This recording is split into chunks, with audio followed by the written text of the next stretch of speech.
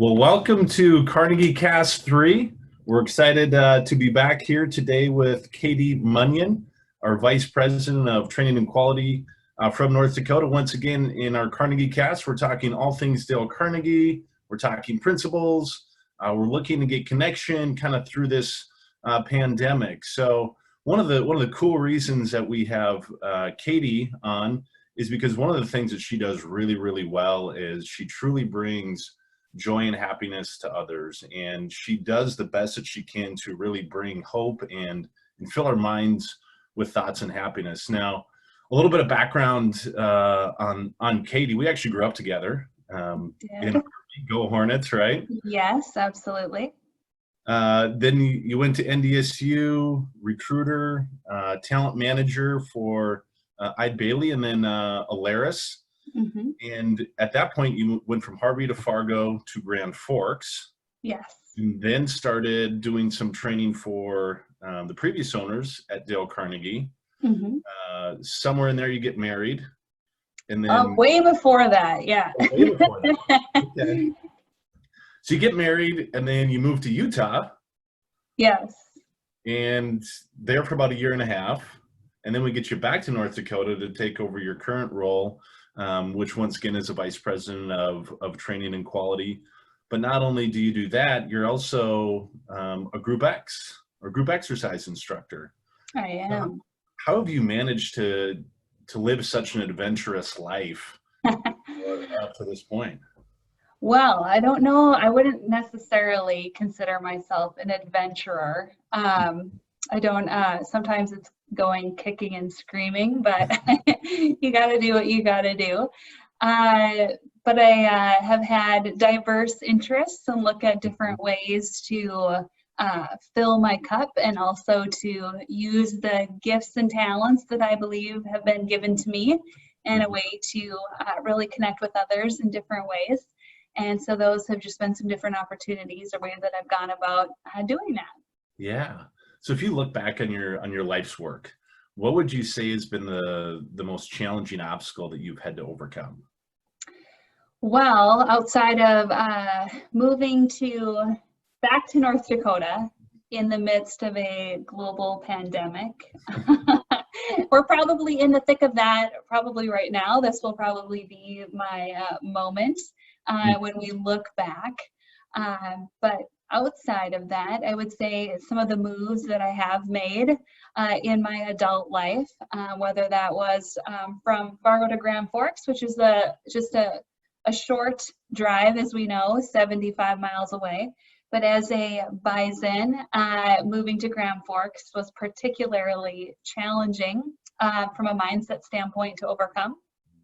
But I did thrive there eventually, and actually made a lot of lifelong friends. And it was through that experience that I thought, if I can make that move, I can make it anywhere, and move to Salt Lake, which was very challenging. Yeah. So whether that was from moving, we moved a lot when I was a child before we landed in Harvey.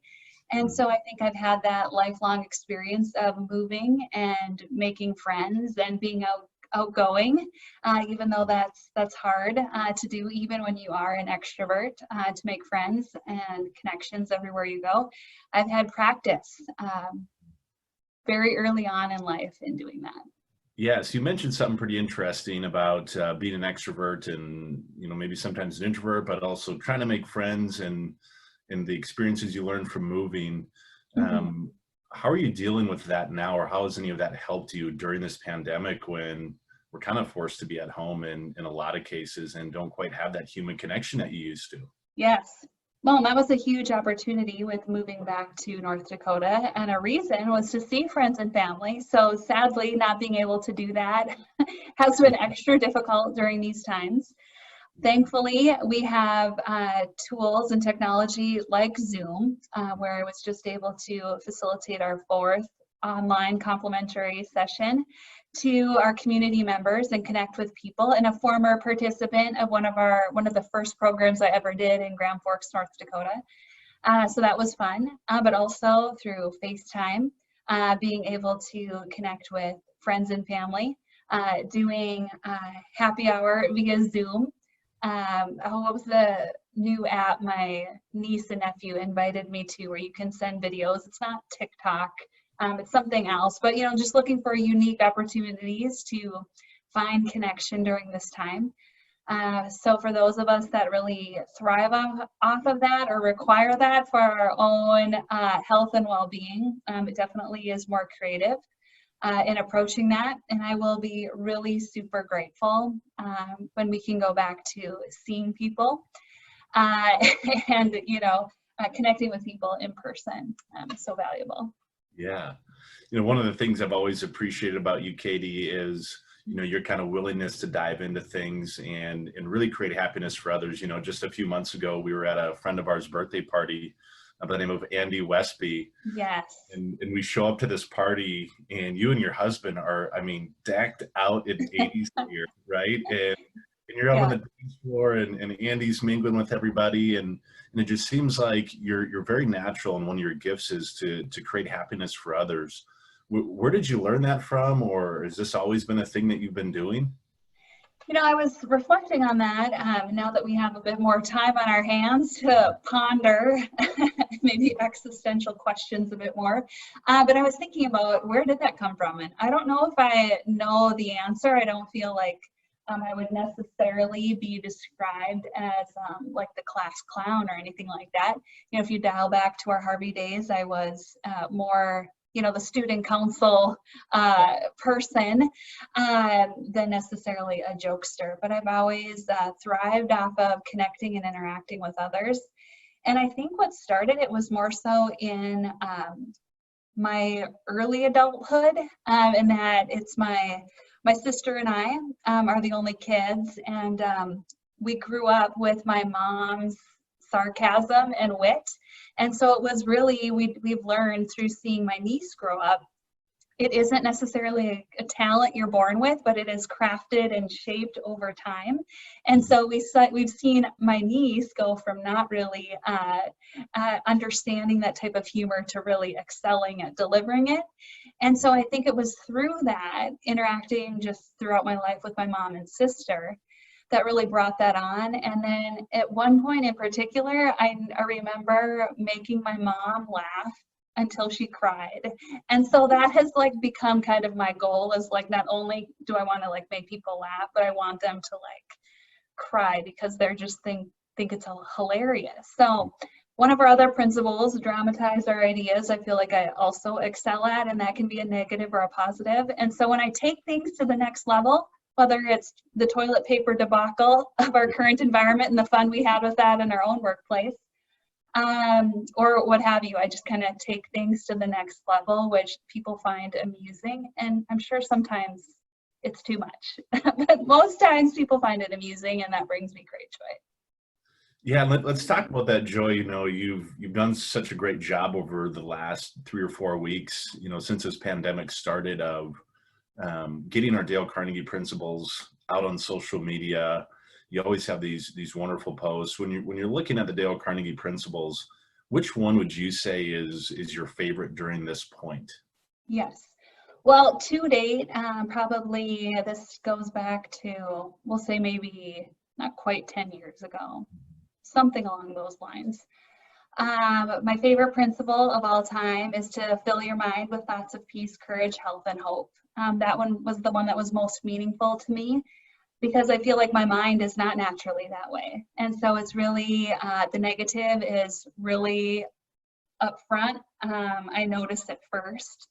And so I really have to work at seeing the other side of things. And so it was through connecting with close friends and others that I really sought out those opportunities. And, from that point on, start my day typically with about half dozen different devotions that are geared to, a more positive mindset, as well as faith, because I really do need to inundate myself with it, because it's not a natural state for me. And so it's something that I have to really work at.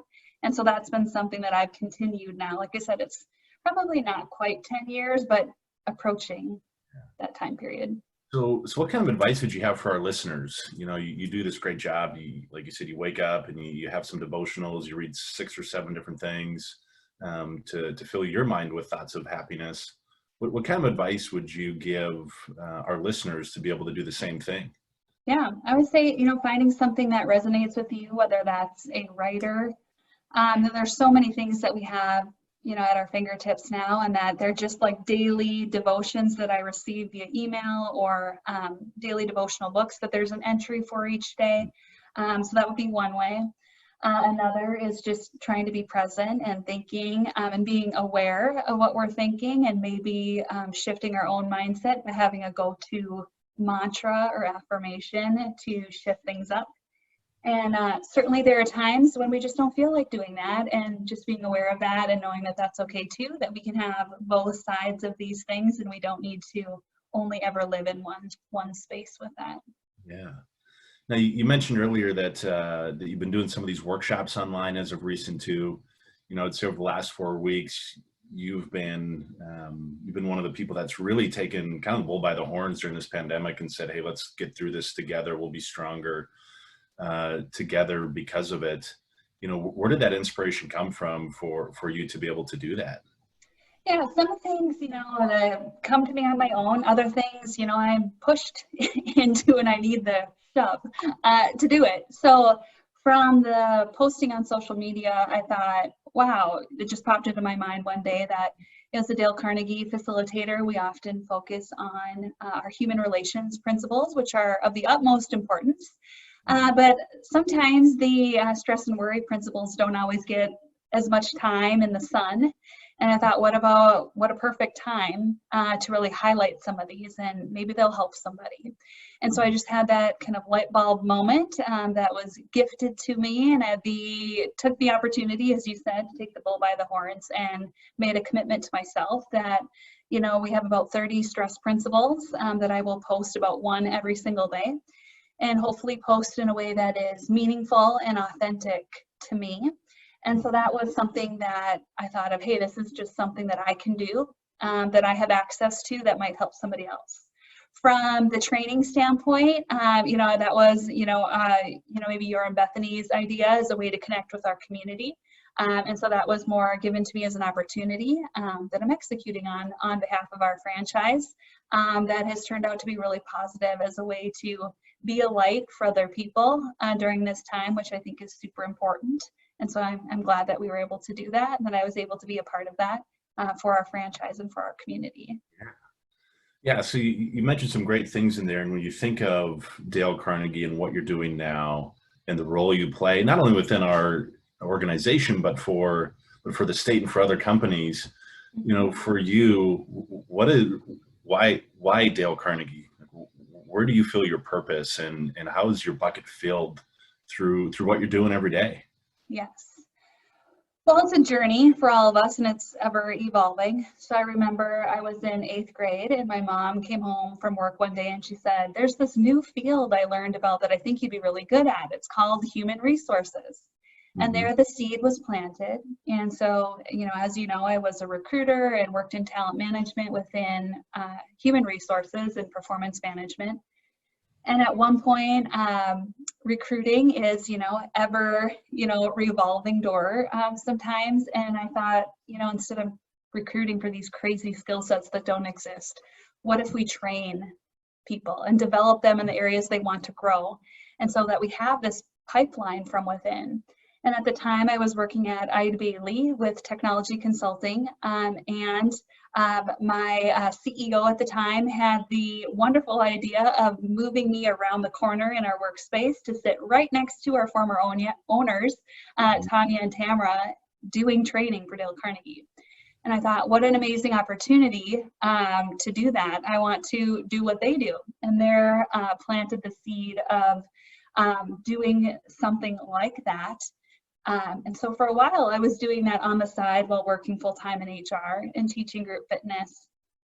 And it was a lot. And so I wanted to really focus my career and energy, when it worked out from a timing perspective, on really dedicating the work that I do to really have meaning and purpose, which is a luxury, but that it's truly not about the paycheck per se, but the impact that I can possibly have on others. And Dale Carnegie gives me that opportunity to do that and try to help people through this thing called life. And as we see, we have a lot of fun, unexpected challenges, and I say that laden with sarcasm as we're going through a global pandemic. But again, it's an opportunity for us to get through it together. Yeah, and you've mentioned, some of the challenges you've had to overcome, within your life's work. What would you say is your biggest accomplishment in your life's work so far? Oh, from a work standpoint, our Dale Carnegie certification process is no joke. It takes a year and a half, maybe a year at best, to go through certification. A lot of people, don't know the intricacies of that, which of course is understandable. Yep. And so I think persevering through that time, and my journey was atypical in that I took my first Dale Carnegie program in 2009.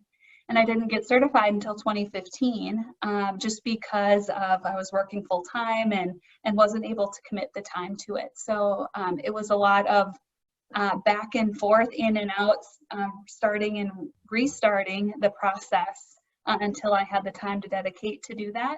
But certainly that's paid off from being, an independent contractor for, 4 or 5 years, and then the VP of Training and Quality now. Yeah.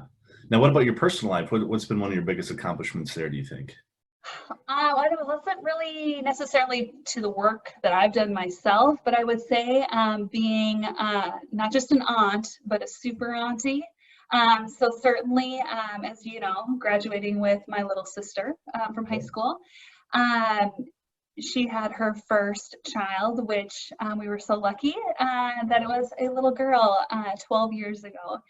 And my goal with not having children of my own on purpose was to be more like a big sister, and that person that she could go to for anything at any time, to be really super close with her, and obviously now her little brother. And then I have a niece and nephew on my husband's side of the family. And so that relationship is super important to me. I want her and my other niece and my 2 nephews to know that I will always have their back and that they can come to me for anything. And so that is something that I've been committed to since they are born. And so that's been a challenge too, not seeing them, but thankfully they're old enough that we can FaceTime now. Yeah, and you said something interesting there of, it's something that you've been really committed to. And it's also one of the things you feel most accomplished about right now in your personal life. How do you think that commitment that you put so much time and effort in brings happiness and brings joy? And even times like this, you said, I'm excited to see them again. How does that commitment bring joy, happiness, and hope? Yeah. It's just like with anything that, you get out what you put in. And, when they were first born, and maybe I felt like taking a nap, but instead we went over to their house every weekend so that we could build those solid relationships. And I'm so glad we did when they were young, since we both moved around the country between them, but we've been able to build on that solid foundation. And so I think sometimes it's showing up, whether you feel like it or not. And when you do show up anyway, you find that you're better off for it, and that it'll shift your own mood or distract you from maybe problems or things that you have going on in your life. And it will end up, blessing you and blessing the people that you're with as well, by just staying committed to having that time together. Yeah, no, I appreciate you giving some of that advice. Now, if we're looking back at when this pandemic started, it was about 3 weeks ago, and we started having these conversations of what's this going to look like? It's the Dale Carnegie organization. We've had to postpone and move some things around. Yeah. The whole world's still in this time of uncertainty. So what kind of advice would you have for our listeners as they're trying to create happiness and hope for others through this time of uncertainty? Maybe 2 points of advice for people to live through this when they're so uncertain about when we can actually get out in public again. Yeah. I think it's being aware and taking care of yourself so that you can take care of others. We've heard, the saying, you can't pour from an empty cup. And I think people, they're facing all kinds of challenges, whether they're overloaded and that they're trying to work from home, and they're also trying to help their kids with distance learning, and they have zero time for themselves because they've lost their daycare or whatever. or maybe they've lost their job and they're finding that they have a ton of time on their hands. And so people fall into all these different buckets, and I don't think there's one thing that works for everyone. But if it's just 5 minutes of solitude, if you're finding yourself in the having zero time for yourself, to check in with yourself and how are you doing and what do you need to do to care for yourself, so that again you can be a resource to others. Yeah. And one of those self-care pieces that I know you practice is staying physically fit. We talked about your Group X classes that you were doing pre-pandemic. What are some things that you're doing now that maybe others could be doing, to keep yourself physically fit or active that really help, get through the day right now? Yes. Well, I miss my gym a lot. I am battling through some injuries myself, and so not having access to some of that lower impact equipment is hard. And so other people, depending on their setup, are in the same boat. They don't have an elliptical or whatever at home. But I've committed to working out an hour a day, every day, which normally that would look different. Normally I'd work out 5 days a week, maybe, around 2 hours, and so, but I'm finding the first week I took 1 day off, and I need that for my own sanity, my own emotional control. And so I'm working out an hour a day, and I'm thankful to those facilities that are providing online workouts or given access to on-demand workouts. As a group fitness instructor, I can certainly do my own workouts by myself, but it's not as fun. And so I appreciate being able to take a class from somebody else versus just working out on my own. But I'm basically to that point where I wrote up my own workouts. And so it is just something that is not, it is a luxury because I understand people don't have time to do that.